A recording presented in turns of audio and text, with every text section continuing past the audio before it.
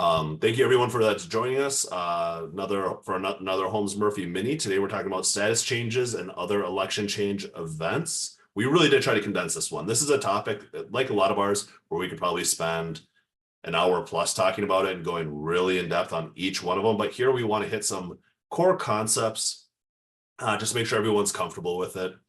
We are recording this. We will be sending out the slides afterwards. Today we're going to try something a little bit different, and we're going to answer all the questions at the end. So instead of answering them live, we will answer them live, but we'll do it once we're done with the main part of our presentation. How did I do, Claire? Did I forget anything? Only the fact that we are recording this, and that by the end of the week, assuming that we don't get too many questions, we should be able to have this sent out to anyone who signed up to attend. Yep. Sometimes we get busy and it might take a little bit longer, but yeah, I have Claire with me. I have Lisa.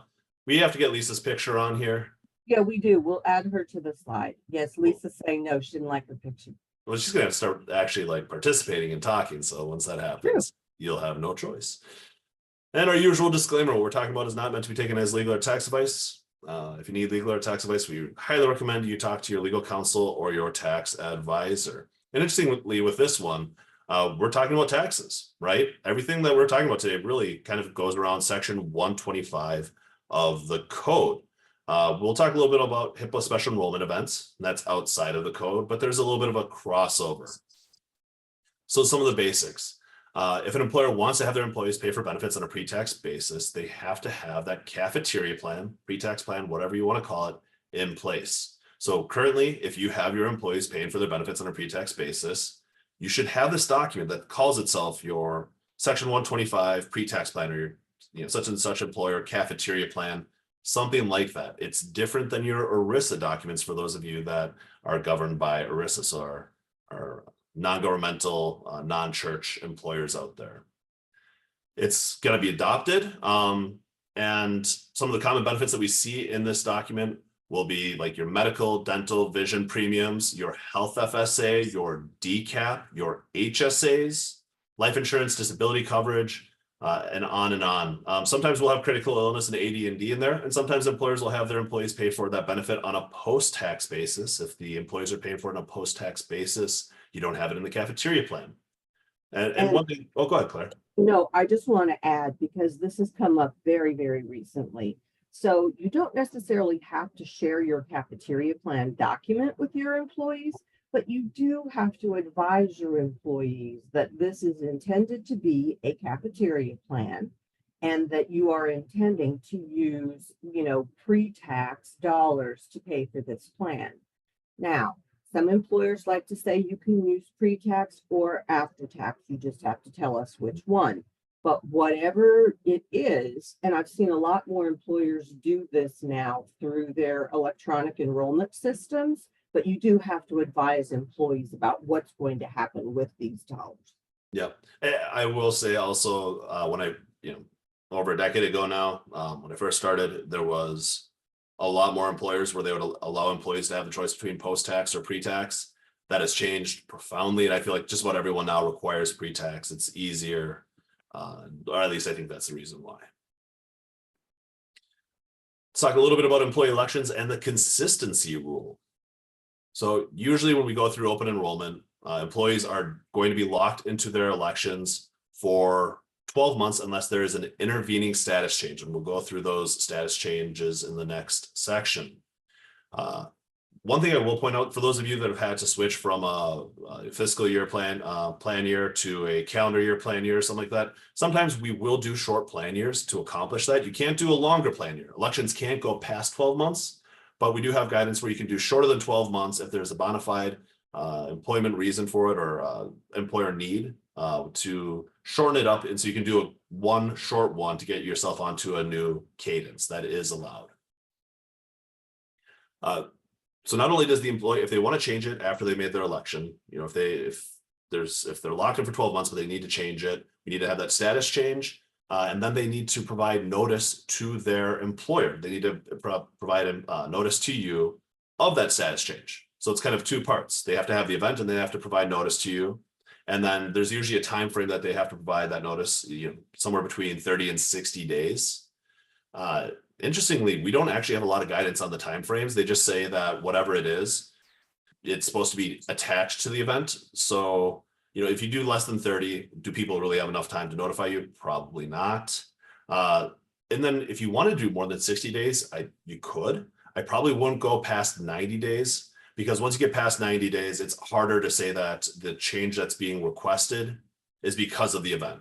So, I want And to go. you also have carrier issues with that. Your carrier and your stop loss carrier, if you're self-funded, may have an issue with allowing, extremely lengthy periods of time to implement these changes. Excellent point, Claire. And I don't know if we talk about this later in the slides. So let's address that right now.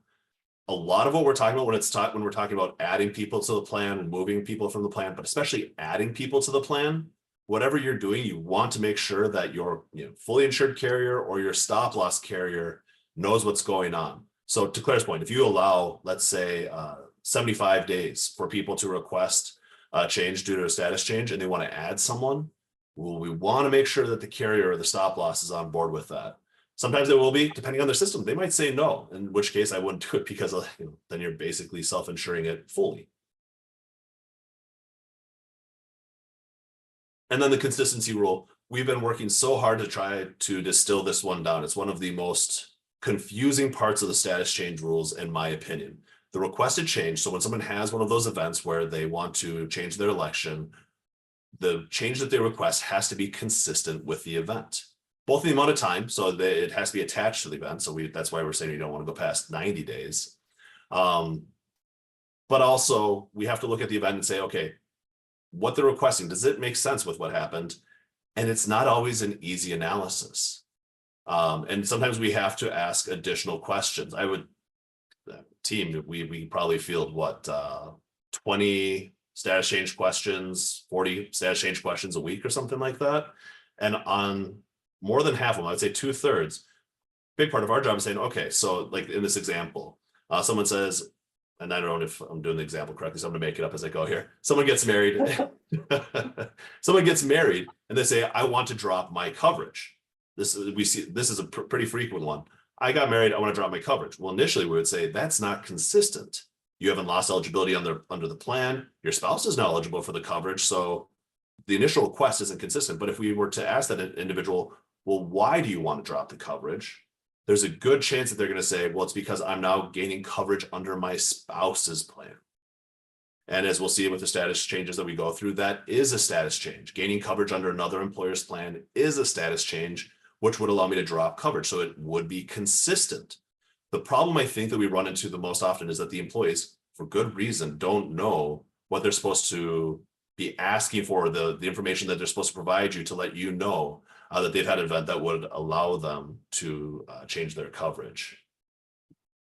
I can tell us. Even though we know that it is stated in your plan document and likely in your SPD if you have a separate one, and you have a very reasonable expectation that your employees are going to at least look at these documents.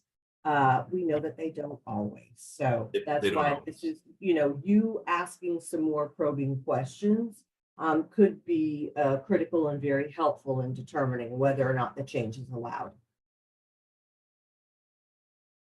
So here we have HIPAA special enrollment events, and that's a little outside of the Section 125 rules, right? HIPAA and the HIPAA special enrollment events, the HIPAA portability rules, all of that.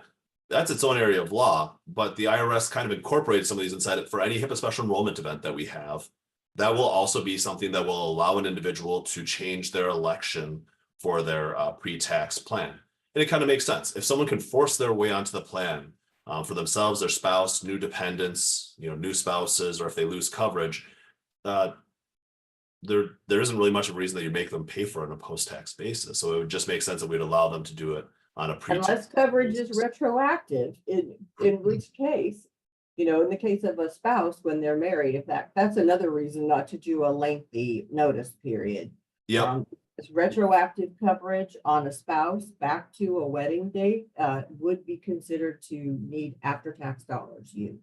And I'm looking at my slide that I put together, and this one's on me. I have that moment. I should have really hammered home on the fact that for birthment, I was up shoveling, leave me alone. For birth, placement, for adoption, adoption, the coverage is retroactive and they can pay for that coverage retroactively, or you can pay for it pre-tax. All other events that we're talking about must be prospectively paid for, prospectively paid for on a pre-tax basis. So to Claire's point, if you're covering anyone retroactively, then generally we're going to have to do it on a post-tax basis. There is one other exception, and that's for if coverage is effective first day of employment. If coverage is effective first day of employment, you can also allow those individuals to pay for that period of coverage on a pre-tax basis. So first day of employment or birth or placement of adoption or adoption, you can pay for pre-tax back to the date of the event. Everything else, if you do retroactive coverage, you have to do post-tax. Easier way to handle it is, with the exception of those ones where it can be retroactive, just require or just make it prospective coverage. When we're talking about this HIPAA special enrollment events, we have them listed out here. You'll see in the later slides that they're very similar to some of the other status changes, but the other status changes will include the inverses, so loss of a spouse, loss of a dependent, and also the HIPAA special enrollment events do not apply to accepted benefits. So most of your dental and vision plans, most health FSAs are going to be accepted benefits, and therefore the HIPAA special enrollment events will not apply to them. When we're looking at the timeframes, almost all of the HIPAA special enrollments require a 30-day period in order for the individual to request the HIPAA special enrollment. If it's gaining or losing Medicaid or CHIP coverage, then we have a 60-day notice time frame. And as I say again, in all cases, the employer can give more time than what is required under HIPAA if you want to. But to Claire's point, make sure that you get carrier approval, whether that's fully insured or stop loss. And one, I think it's the final note for HIPAA special enrollment events. If all of the benefits are offered under a single plan, so if you have wrapped together your different benefits, so you have the PPO and an HDHP, and they're considered a single plan, you're filing a single 5500 for them, and someone has a HIPAA special enrollment event for loss of other coverage, or the acquisition of a new dependent through marriage, birth, adoption, or placement for adoption, they should be allowed to switch their benefit package. So if they're on the PPO, they should be able to go to the HDHP. If they're on the HDHP, they should be able to go to the PPO when they have these HIPAA special enrollment events. I know that's a pain. I know that figuring out how that applies to deductibles and all that is not easy, but that's the way that the rules are written. And it's actually pretty well established and pretty clear in the guidance. And now let's talk about some of the other election change events. So some of these first ones we have overlap with the HIPAA special enrollment rules. Change in marital status, that would include getting married, but it would also include divorce, legal separation, and death. And I would just add in there that your state has to recognize legal separation as a legal status. For example, Texas does not. So if you're dropping coverage for a spouse, you're dropping it due to a divorce or death. Excellent point. Same idea with change in number of dependents. That's going to overlap with the HIPAA special enrollment, but it also include the loss of a dependent. Sometimes the loss of the dependent is someone that no longer qualifies as dependent because they were covered as a stepchild and now they're no longer a stepchild. Those types of situations. And then we have change in coverage under another employer's plan, and that's for two different situations. One is when the spouse's plan has a different plan year. So it could be any other employer's plan that they're eligible for, but usually it's going to be the spouse's if they have a different plan year. So say the spouse has a 7-1 plan year, your employee is the 1-1 plan year. They'll allow the employee to either drop coverage and go down to the spouse's plan for 7-1, or you could allow the spouse to be added to your employee's plan as of 7-1. And the idea behind that is to avoid election lock. The individuals don't either have to have double coverage or go without coverage for a certain period of time. And then when the other employer's plan allows permissible election change request. So there we're talking about that marriage situation, right? The spouse has gained eligibility under her employer's plan or his employer's plan. It's going to allow your employee to drop coverage on your plan and go over to that other employer's plan. Oh, Claire, do you want to take this one? I'm going to take a sip here. I'm Oh, sure. a little hoarse. Sure. So we've got change in employment status that can overlap with HIPAA special enrollment events when the change in employment actually coincides with a loss of coverage under another group health plan. And I think most people are clear about this when it happens for the employee, but this is also true when it happens for a spouse or a dependent.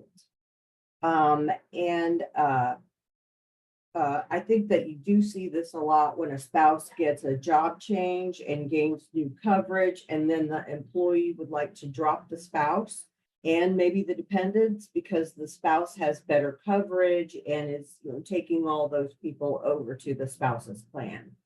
Yeah. So I think that's this is a great one to remember. And also, if the change in employment status is the employees and they're rehired within 30 days, they need to be placed back into their previous elections. Now, we also know there's an Affordable Care Act rule on this one as well, which is you may have been determined to be a full-time employee, be in a stability period. You may have left the company and then returned. And for many of our clients, they're using the 13-week rule, which applies to employers that are not educational institutions. So if that employee is hired back within those 13 weeks, they also have to be placed back into their previous elections. Yeah. What's interesting with that one, and so here, let's muddy the waters. Why not? I know. It's a snowy Thursday. With the 30-day rule that we have here, what the IRS is trying to avoid is having the situation where people leave for one day and then come back so they can change their elections. We run into that probably 5 times a year where the employee will say, well, I don't like that very much. How about I quit today and you rehire me tomorrow and I'll change my elections? And the IRS is like, no, we're not going to allow you to do a dodge on these rules by doing that, right? If someone's rehired and it's outside of that 30 days, but within the 13 weeks, I would say that they have to become immediately eligible for coverage. You're not going to put them through a new waiting period or anything like that because they're treated as an ongoing employee, but they could waive coverage if they wanted to, if it was greater than those 30 days. It's just that if they want the coverage, the employer must provide it to them as an ongoing employee. Confusing. I know. I like to do that. All right. Dependent satisfies or ceases to satisfy dependent eligibility requirements. Usually, the dependent aging off of the plan. Change in residence for our friends in Iowa and some of the other states that have strong HMOs. You'll see this one where someone will be covered by an HMO, and then their son or daughter will move outside of the HMO area, or they will move outside of the HMO area, and it will no longer provide effective coverage because they're no longer in the service area of the HMO. There, we will allow them to change their election to another benefit that provides greater coverage, or if they're gain, I would say if they want to, they could drop it altogether if they're going to gain coverage somewhere else. And I'm going to jump in and add this here because we do get this question for some reason about 4 or 5 times a year. If someone has someone they've covered, a dependent under their plan, could be a husband, could be children, and they are incarcerated. That is also considering that they have moved out of the service area. You would be able to drop that individual. It's funny. I know. I'm thinking wouldn't back, say it if we didn't get it a lot. we do get it a lot, actually. So for some of you, you might want to tweak how much you are charging employees for coverage throughout the year, adding $1 or taking off $1 for whatever reason. You got a rebate on something and you have to use those funds and you're going to just reduce everyone's premium by $1. Usually your Section 125 plan will contain a provision that allows you to make automatic changes where no proactive action is required on the part of the employee. But generally, no FSA election is going to be allowed in that situation. If you tell all of your employees, hey, we're lowering your premiums by $1, it doesn't open the door for the employees to then change their FSA elections. But then let's get into significant cost changes. These do not impact FSAs as well. It's a complicated one, I would say. When we have significant cost increases, and there isn't another benefit package that you're offering that hasn't been impacted, we will generally allow people to drop their coverage. We will allow them to make an election change to say, I no longer want to pay for this. If you offer similar coverage, generally they have to, if they want to make any kind of change, they have to move into the other benefit package you offer. The analysis there gets really complex. And there are different times when we might say that actually the coverage that in the other benefit package isn't apples to apples, and will still allow people to drop their coverage outright. If you're in that situation, it's a good one to contact your Holmes Murphy representative. They'll bring us in. We'll kind of go through that analysis. But if it's just hey, for all of our plans, our PPR, HDHP mid-year, we're going to increase the cost by, whatever it is, you may allow them to drop. What's interesting about this one is it's subjective, right? What is a significant cost increase will be different for different organizations. There are some clients that we work with where $20 cost increase per month isn't significant. We'd be like, all right, that's not a big deal for some of these people, chump change. And then for a lot of our other clients, $20 for a lot of their employees is going to be significant. And so we would allow people to make a change. A significant cost decrease could be an event where we would allow people to come onto the plan. We'd say, hey, we're offering, our plans, and we're going to decrease the premiums on them by $50. If you previously waived, you can now elect. I would say here, it's probably good to have some sort of subjective language about the discretion that the employer has here, because we have clients where like, I want to reduce the premium, but I don't want to allow people that previously waived to now come onto the plan. And that's okay. You're allowed to do that. And you'd almost have to be allowed to do that, just because you could be in a situation where the carrier would say, it's great that you're decreasing the cost. We're not allowing kind of a mini open enrollment for people that previously waived to come on. So again, there's a lot of control at the employer level. You have some choices to make. And if that's something that you could see happening, it's important to look at your Section 125 document and see how that language is laid out. See if it provides you with enough wiggle room, enough control. And if it doesn't, amend the plan, add the language that you need. Usually that we can do that in a way that's within the rules. And so it is an option for you.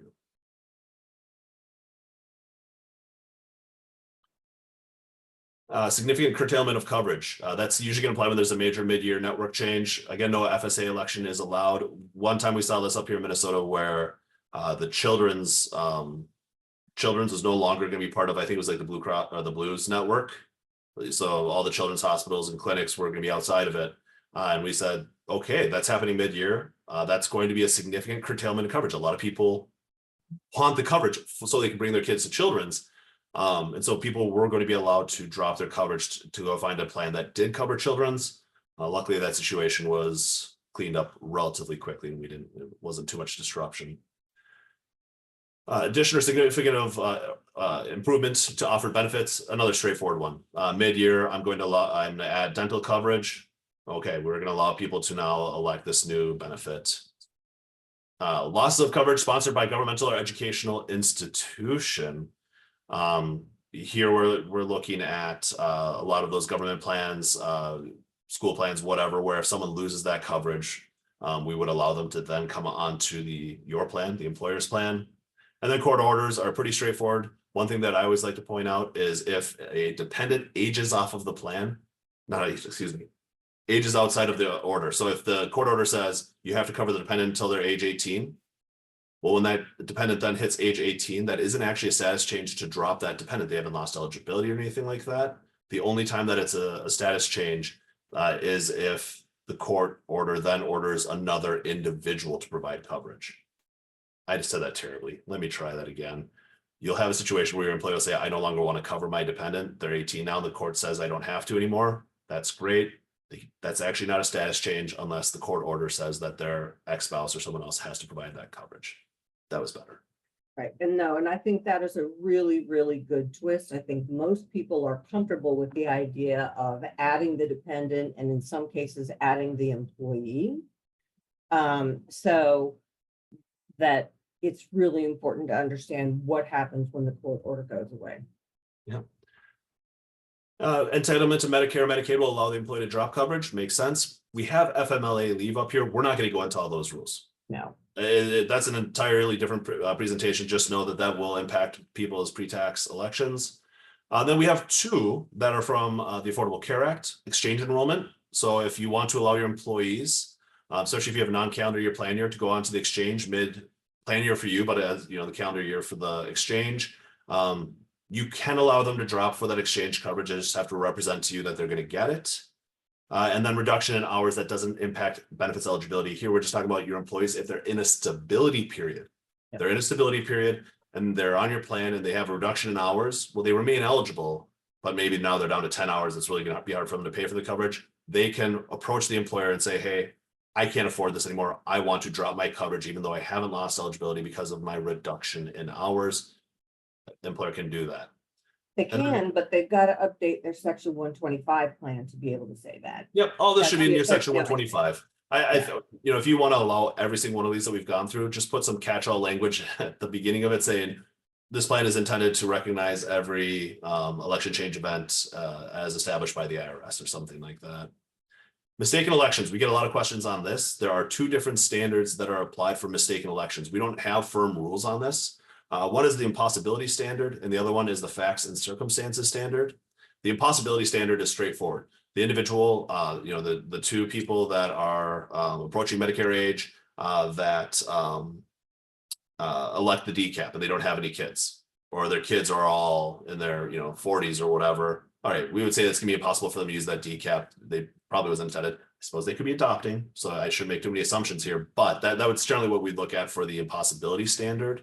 And then the facts and circumstances, it's a subjective piece. The employer has to put themselves in the shoes of the employee and say, do we really believe, based on these facts, that a mistake was made? And it's a pretty tough standard. You're not supposed to kind of just, oh, it seems like it. You have to have some pretty concrete details that individual misunderstood what was provided. You know, they misread the benefit guide. They made some sort of statement in an email indicating a mistaken belief or whatever that would help you to make that determination. And a classic one there is someone with no children elects a DCAP by accident instead of a health FSA. Yep. Two final things. Oh man, we're running right up to the end. We'll have to, but we don't have too many questions. I think we'll be okay. We don't. I think that a lot of them are pretty straightforward. Cool. Under the tag along rule, the employer may allow, but they're not required to add existing uncovered dependents. A lot of employers are allowing the tag along rule now. You want to confirm, if you want to allow it, that the carriers are on board with it, fully insured or stop loss. But really what it comes down to is, if I had a kid and I didn't add them to the plan, and then I have a new kid and I'm adding that new kid to the plan, under the tag along rule, I could add my existing dependent as well, if the employer allows it. And then the following benefits have looser election change rules. DCAPs, there's more flexibility because we have this guidance from the IRS where they're saying we don't want people to be locked into DCAP elections they can't use. So generally we look at it and say, do they really need to continue to with their deductions if they can't use it? No. Well, most events will allow it. HSA elections should be allowed to be changed at least once per month. That makes sense because the HSA account is owned by the individual. And then life, AD&D, and disability elections generally don't have to comply with the consistency rule. You probably do need it, or you do need to have a status change event, but then the election change that they request does not have to be consistent. All right. Well, we hit it at 30 or 29 minutes. We got a minute to go through a couple of questions here. Okay, I'm in the HMO. My covered child moves outside the coverage area. Can I change my plan election or just remove him from the plan? Generally what you're going to be able to do, let's say it's like employee plus child, you could go down to employee only if that, and then the child could get coverage elsewhere. That's a great question. Yeah. I don't think that would then allow you to switch though from the HMO to one of the other options. I think you yourself are still locked into the HMO. It's just your dependent that you'd be able to drop them from the coverage. Yep, exactly. Plan is a mid-year plan. Can we let employees change their HSA deductions mid-year? The IRS doesn't usually come out with the limits until mid-year September. Can we let employees change their deductions whenever they want during the year?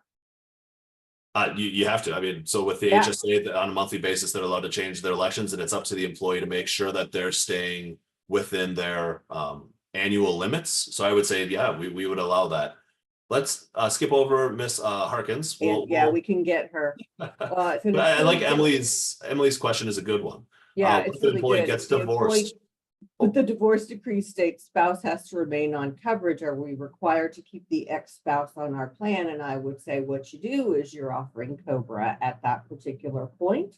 The employee may be required to pay for the COBRA Yep. for the ex-spouse, but you are offering COBRA. One thing caveat I put in there, different states will have different continuation rules for fully True. insured plans. There True. are some, like in Minnesota, a divorced spouse can stay on the plan indefinitely until they get other group health plan coverage. And so up here in Minnesota, we'll have employees where they have like 4 or 5 ex-spouses still covered under Minnesota continuation. So long as the employee is paying for it, it's fine. So this one from Janie, have an employee that covers a domestic partner. They notified me that they got married back on September 1. Do we backdate to update to spouse as retroactively offset imputed income or just fix going forward? Well, it doesn't sound to me like that employee notified you in a timely fashion. So you are not doing anything in this particular case. I think like if we're being sticklers, we're saying Really, you get that DP off. Yeah, you could say, well, I just say, sure, they probably still kind of meet the requirements of a domestic partner. I would just say Probably. you can remain covered, but you're paid for it post-tax. Absolutely. Can I throw in something? And I hate that we're recording this. That's Talk to that's your tax 100%. advisor based on what I'm about to say here. But if you wanted now today, tomorrow to switch them over to a pre-tax, I wouldn't do it retroactively, but if you wanted to allow them to switch over to pre-tax because it is their spouse, no one's going to bust down your door, right? No. But No. if we're being by the rules. But then what I look at is, okay, you're going ahead and adding this person and you're adding them outside the notice time period. So are we going to apply that to all individuals on a going forward basis because you've made an exception to the plan? And we have one more question that I think we can get to. If we don't get to your question, please shoot it to your Holmes Murphy representative. They'll get it to us. We can have a discussion about it. I'm going to go with this one. It's kind of actually within these rules, but a little bit different. If the employee's been promoted from a non-eligible position to an eligible position, do we need to wait 60 days from the promotion date? So do we have to do the waiting period, or do you offer them benefits right away? Look at your eligibility language in your underlying SPDs. That's actually what's going to dictate the answer to that one. If you wanted to, you could, if it's their first period of employment with you, meaning they've not had this kind of change before, you could do a waiting period. I would say a lot of employers, a lot of them, if the employee's been employed with them for the duration of the waiting period at least, and then they have that type of position change, they waive the waiting period or don't have them do the waiting period, and they become immediately eligible first of the month following that change. Whew. All right, we went 4 minutes over with the Q&A. There are some other good questions in here. So again, if we didn't get a chance to get to yours, please reach out to your Holmes Murphy representative. As I always say, this doesn't have to be the end of the conversation. We love talking about this stuff. And really, we do appreciate all of you joining us today.